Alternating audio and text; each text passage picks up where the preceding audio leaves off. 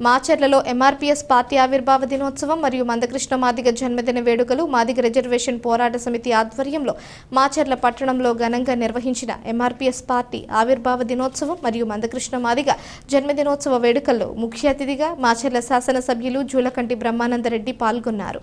కార్యక్రమం ప్రారంభంలో ఆయన డాక్టర్ బిఆర్ అంబేద్కర్ విగ్రహానికి పూలమాల వేసి ఘన నివాళులర్పించారు. అనంతరం ఎంఆర్పీఎస్ పార్టీ జెండాను ఆవిష్కరించారు. ఈ సందర్భంగా మాట్లాడిన ఎమ్మెల్యే జూలకంటి బ్రహ్మానందరెడ్డి మాట్లాడుతూ మందకృష్ణ మాదిగ ఒక మహానేత. ఆయన ప్రవేశపెట్టిన మాదిగ రిజర్వేషన్ ఉద్యమం దేశవ్యాప్తంగా ఎస్సీ ఉపకులాల సామాజిక న్యాయం కోసం జరిగిన గొప్ప ఉద్యమంగా నిలిచింది. ఎంఆర్పీఎస్ పార్టీ ఒక సామాజిక చైతన్య ఉద్యమానికి ప్రతిరూపం. ఈ పార్టీ హక్కుల కోసం పోరాడే సామాజిక వేదిక. మాచర్ల నియోజకవర్గం తరపున మాదిగ వర్గాన్ని, బహుజన సమాజాన్ని సమానంగా ఎదగడానికి అవసరమైన అన్ని ప్రయత్నాలకు మద్దతు ఇస్తాను. ఈ వేడుకలో మాదిగ సామాజిక వర్గానికి చెందిన పెద్ద సంఖ్యలో కార్యకర్తలు, యువత పాల్గొన్నారు. చాలా విషయాలు చెప్పారు. నా గుర్తున్న ఒక 3-4 సంఘటనలు నేను గుర్తు చేస్తాను. నేను మాదిగా అని చెప్పుకోవడానికి మాదిగ జాతి సిగ్గుపడుతుంటే మందకృష్ణ గారు నేను మందకృష్ణ మాదిగ అని ఫస్ట్ నా కులాన్ని నేను చెప్పుకోవడానికి నేను సిగ్గుపడినని చెప్పి ముందుకు వచ్చిన వ్యక్తి.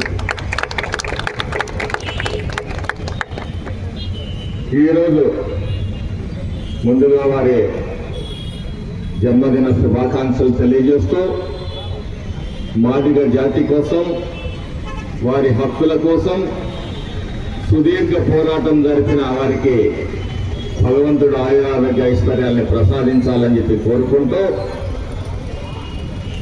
అది 1995-96లో హైదరాబాద్లో ప్రధాని మోడీ గారి సభకి ఇక్కడి నుంచి కూడా మాదిగ సాధించాలని వెళ్ళారు.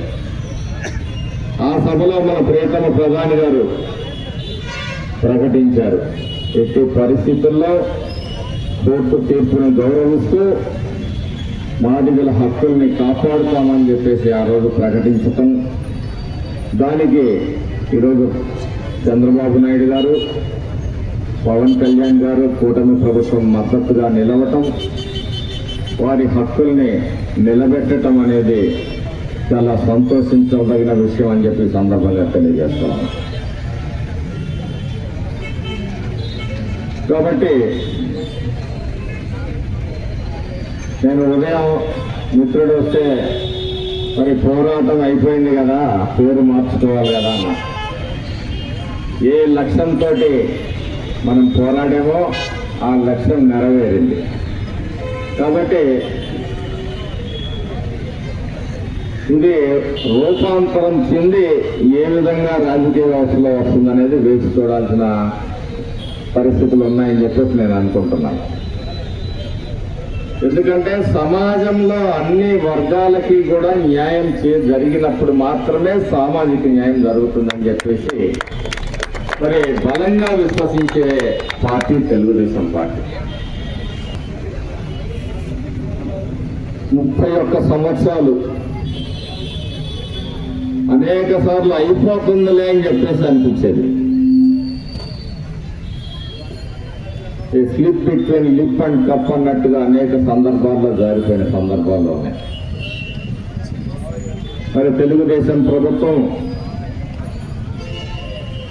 మాదిగ రిజర్వేషన్ పోరాటానికి ఆది నుంచి కూడా మద్దతు పలుకుతూ,